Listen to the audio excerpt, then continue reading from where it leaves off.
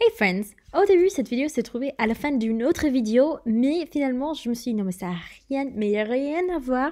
J'ai complètement effacé et ensuite, j'ai regretté en me disant non, mais vous savez quoi, c'est quand même quelque chose que j'ai envie de partager avec vous, donc on va la faire aujourd'hui, même si ça sort un peu de nulle part. Ça va être notre motivation du matin. Et puis un petit message qui n'a rien à voir avec la vidéo, mais que j'ai entendu dans un petit discours, c'était Steve Jobs, le type derrière Apple. Il en avait parlé quand il parlait aux jeunes qui étaient en train de finir leur classe et j'ai vu le truc et je me suis dit, j'ai trop envie de partager ça.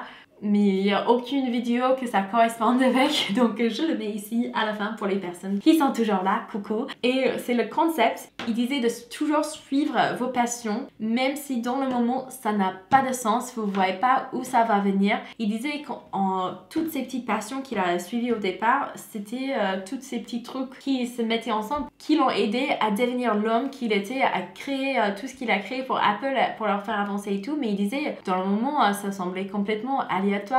On dirait qu'il savait rien à faire, que c'était une perte de temps, qu'il ne devait pas s'investir dans ça parce que ça n'avait aucun sens. Mais en suivant ses passions, au final, il a pu faire des choses bien plus grandes qu'il aurait pu faire s'il avait suivi juste un chemin tout droit. Et je peux confirmer que j'ai vu la même chose dans ma vie. Alors, je suis aussi une personne qui croit vraiment dans tout ce qui est pratique. Il faut quand même essayer d'avoir quelque chose de solide derrière au cas où, un plan de secours si vous voulez. Je suis encore croyante dans les diplômes classiques. Faites votre bac, faites la licence si c'est ça qui va vous amener vers une carrière qui pourrait éventuellement vous plaire.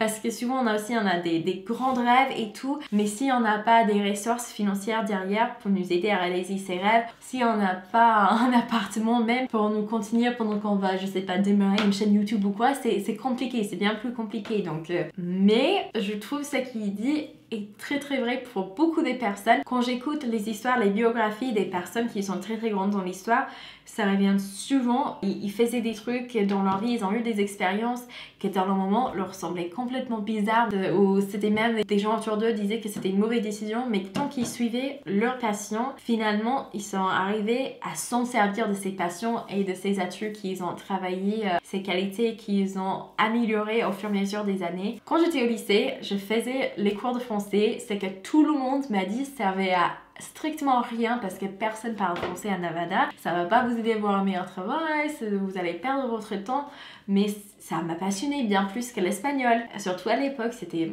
mais non, je préfère le français, je trouve ça plus joli, la culture me m'intéressait bien plus, etc. Mais on trouvait que c'était une perte de temps et je me suis dit bon, je suis quand même jeune, j'ai du temps à perdre donc c'est pas très grave.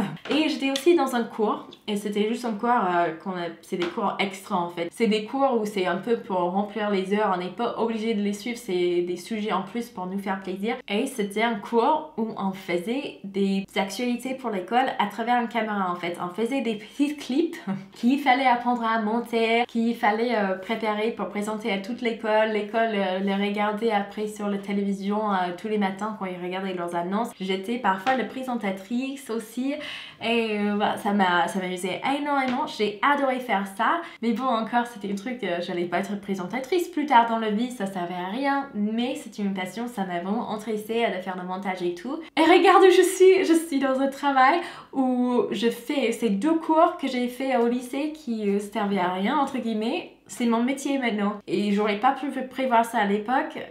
Quand j'étais au lycée, YouTube ce n'était pas encore un métier, ça existait quand même, mais c'était pas du tout quelque chose où on pourrait le faire et espérer en vivre. Même quand ça a commencé à être un métier, je faisais juste des choses qui me plaisaient, je commençais avec un blog et tout, et finalement je vois tous ces petits chemins où parfois c'était juste mon hobby, mon petite activité de loisir de côté que j'essaie de vraiment améliorer, que j'essaie de travailler dessus. Et maintenant c'est mon carrière, c'est un truc de malade, on sait jamais où nos passions peuvent nous amener. Parfois aussi, peut-être vous allez être un comptable dans un truc juste traditionnel, tout droit. Vous allez dire ma passion n'a rien à faire ici, et peut-être au fur et à mesure de la vie, si vous allez pouvoir être un comptable pour une entreprise qui travaille dans ceci et cela, il y aura quand même un lien de votre passion, vous savez jamais. Je trouve que le temps qu'on a en plus dans nos journées, les moments libres, si on les utilise pour faire des choses qui nous plaisent et qui nous passionnent vraiment, on essaie de s'améliorer, c'est jamais du temps perdu.